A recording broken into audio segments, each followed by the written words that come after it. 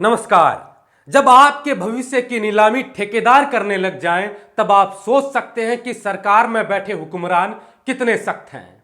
सरकार कह रही है कि राम कृपाल मीणा की कॉलेज पर बुलडोजर चलाकर स्ट्रॉन्ग मैसेज दे रहे हैं, लेकिन उन्होंने ये नहीं सोचा कि कमजोर लोगों पर बुलडोजर चलाने से स्ट्रॉन्ग मैसेज नहीं दिया जाता है। मैं पिछले कई दिनों से चिल्ला चिल्ला कर कह रहा हूं कि सिर्फ समुंदर से मछलियां पकड़ी जा रही हैं, मगरमच्छ का राज अभी भी कायम है।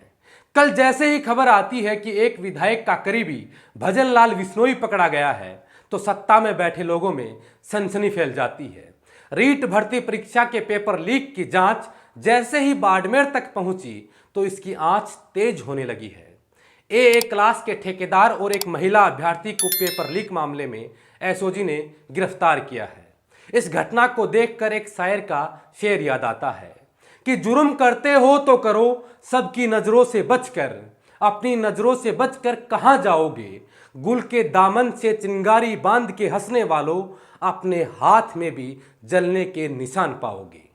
आज पूरी घटना आपको विस्तार से बताएंगे, साथ में यह भी बताएंगे कि आज सीबीआई को कोर्ट जांच सौंप सकता है।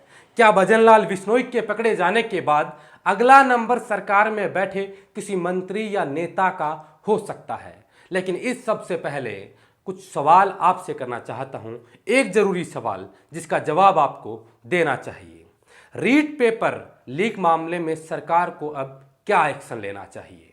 क्या एसओजी से जांच करवानी चाहिए, या फिर जांच सीबीआई को सौंप देनी चाहिए, या फिर रीट का पेपर रद्द कर दोबारा करवाना चाहिए?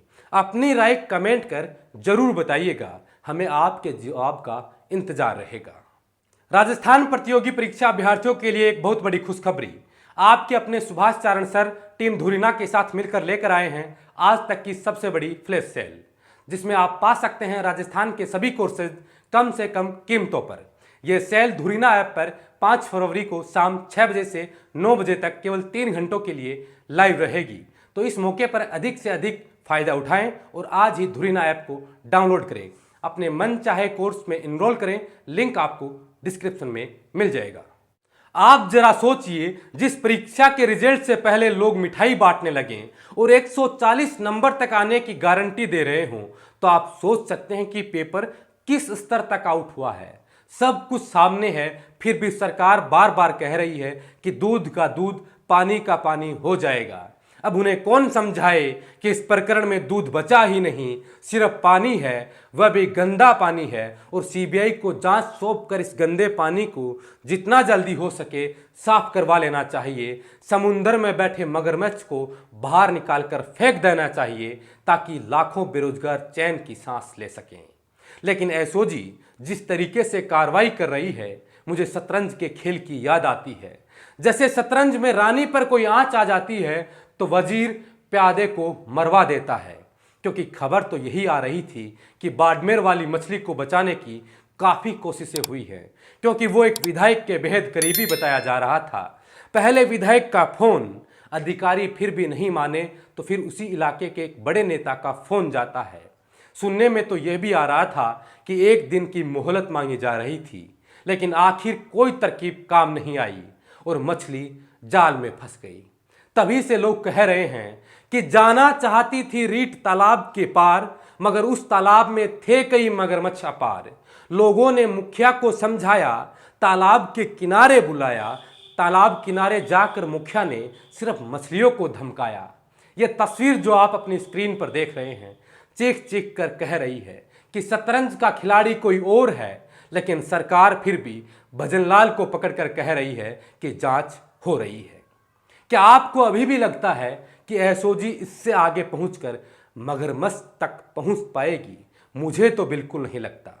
जिस तरीके से 2-4 जिलों में छापे डाले जा रहे हैं और ये दिखाने की कोशिशें हो रही हैं कि सरकार इस मामले पर सख्त है, लेकिन बेरोजगार छात्रों को इसमें कोई दिलचस्पी नहीं है कि आप कहां छापे डाल रहे हैं और किस किस को पकड़ रहे हैं। छात्रों की दिलचस्पी यह है कि कौन है वो शतरंज का असली खिलाड़ी जो इन बेरोजगारों के भविष्य से खेल रहा था। आखिर कौन है वो मगरमच्छ जो इस तालाब पर कब्जा किए हुए बैठा है?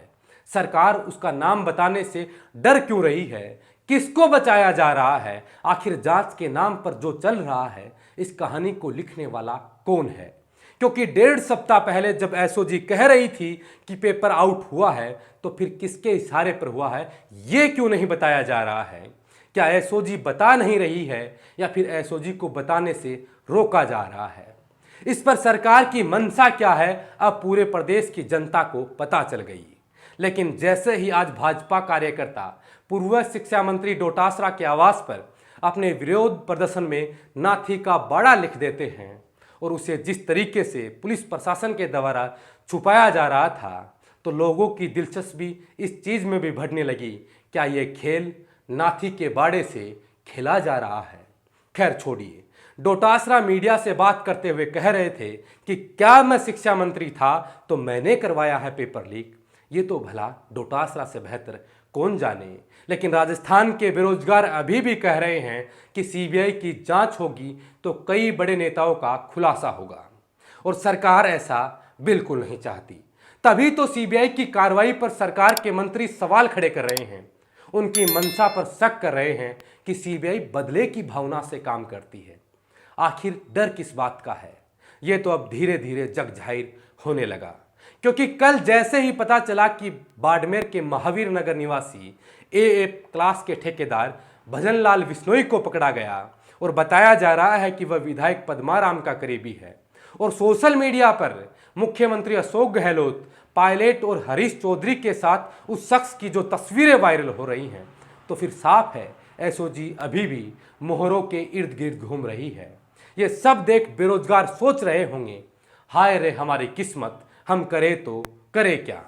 क्योंकि अभी तक उन्हें ना तो ये पता चला कि किसके इशारे पर यह हुआ है, ना उन्हें यह पता चला कि सीबीआई की जांच होगी या नहीं, ना उन्हें यह पता चला कि पेपर रद्द होगा या नहीं। क्योंकि मुख्यमंत्री तो साफ कह चुके हैं कि रीट का पेपर रद्द करने में 2 मिनट लगेंगे, लेकिन 16 लाख बच्चों का भविष्य दांव पर है। तो फिर क्या वाकई बच्चों का भविष्य दांव पर है या गहलोत सरकार की साख दांव पर है?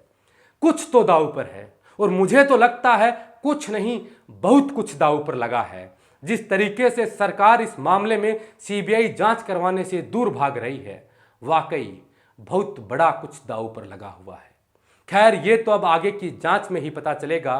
कोर्ट 8 तारीख को इस पर अपना फैसला भी सुनाएगी, कार्रवाई भी करेगी। कोर्ट क्या इस मामले में अपडेट देती है, वो 8 फरवरी को पता चलेगी। बहरहाल इस वीडियो में इतना ही। इस वीडियो को लेकर आपका क्या सुझाव है, आपकी क्या राय है, हमें कमेंट कर जरूर बताइए, क्योंकि आपकी राय बड़ी महत्वपूर्ण होती है इस दौर में जब ऐसा कुछ सोशल मीडिया पे चल रहा है। खासकर उन रीट अभ्यर्थियों की राय जो ये सब कुछ देख रहे हैं और असमंजस की स्थिति में हैं। इसलिए आप कमेंट करके बताइए, क्या एसओजी जांच कर रही है उससे आप संतुष्ट हैं? क्या सीबीआई को जांच देनी चाहिए? क्या रीट का पेपर रद्द होना चाहिए? कमेंट जरूर कीजिएगा। वीडियो आपको पसंद आए तो वीडियो को लाइक कीजिएगा। अगर ये वीडियो आप यूट्यूब पर देख रहे हैं तो हमारे चैनल को सब्सक्राइब कर लें, और फेसबुक पे देख रहे हैं तो बोल हिंदुस्तान के फेसबुक पेज को तुरंत फॉलो कर लें। साथ ही वीडियो पसंद आए तो अपने दोस्तों, रिश्तेदारों और परिचितों के साथ शेयर जरूर कीजिए। शुक्रिया।